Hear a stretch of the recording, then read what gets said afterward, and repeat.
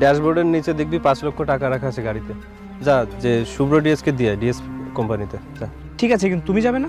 না না, এদের সাথে একটু কাজ বাকি আছে, একটু করে তারপরে বাড়িতে এসে ভাত খাবো। তুই এক কাজ কর, যা দিয়ে বাড়িতে এসে ভাত খাবি যা। আচ্ছা ঠিক আছে ভাইয়া। আজকালকার ছেলেরা শুধু মেয়ে নিয়েই ব্যস্ত থাকে, বুঝবি একদিন ঠিকই বুঝবি।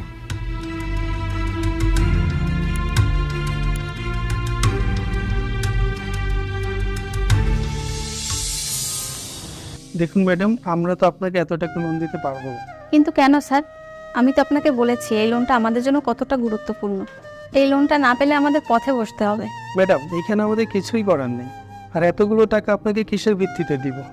আপনি আমাদের এত টাকা কীভাবে পরিশোধ করবেন? আপনার তো কিছুই নেই, সো আপনাকে আমরা লোনটা দিতে পারবো না। স্যার একটু চেষ্টা করে দেখুন না, আপনি তো বুঝতে পারছেন এটা আমাদের জন্য কতটা ইম্পর্টেন্ট। সরি ম্যাডাম, আমাদের তো ব্যাংকে কিছু রুলস আছে, রুলসের বাইরে যে আমরা কিছুই করতে পারবো না। Sorry madam. তবে হ্যাঁ, আপনি যদি কোনো প্রভাবশালী ব্যক্তিকে গ্রান্টার হিসেবে রাখতে পারেন তাহলে আমরা ভেবে দেখতে পারি। আপনি আপনাদের খুলনা এলাকার দীপ্ত সাহেবের সাথে কথা বলে দেখতে পারেন। উনি প্রভাবশালী এবং ভালো মনের মানুষ, উনি সবাইকে টাকা দিয়েও সাহায্য করেন।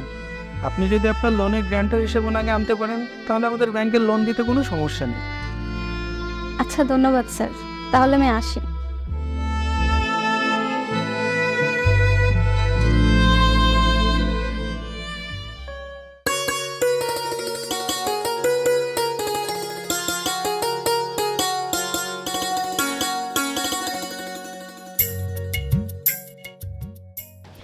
হাই। হাই। কতক্ষণ ধরে তোমার জন্য অপেক্ষা করছি, আর তোমার এখন আসার সময় হলো?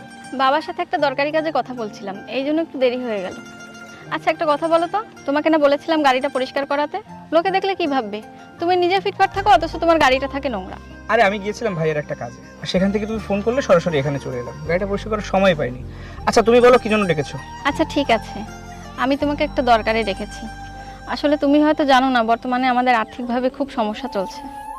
এখন একটা লোন না নিতে পারলে আমাদের রাস্তায় বসতে হবে, এছাড়া কোনো উপায় নেই। এত ঋণ নেওয়া হয়ে গেছে যে ঋণটা পরিশোধ করতে না পারলে আমাদের বাড়িটাও থাকবে না।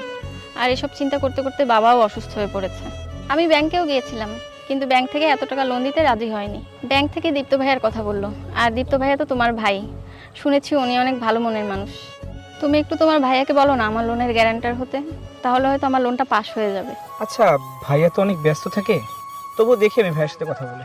দেখি না, তুমি আজই তোমার ভাইয়ের সাথে কথা বলবে, বলবে কিন্তু। আচ্ছা বলবো, ভাইয়ের সাথে কথা বলেই আমি তোমাকে জানাবো। আচ্ছা এখন চলো না, খুব ক্ষুধা পেয়েছে, কিছু খেয়ে আসি।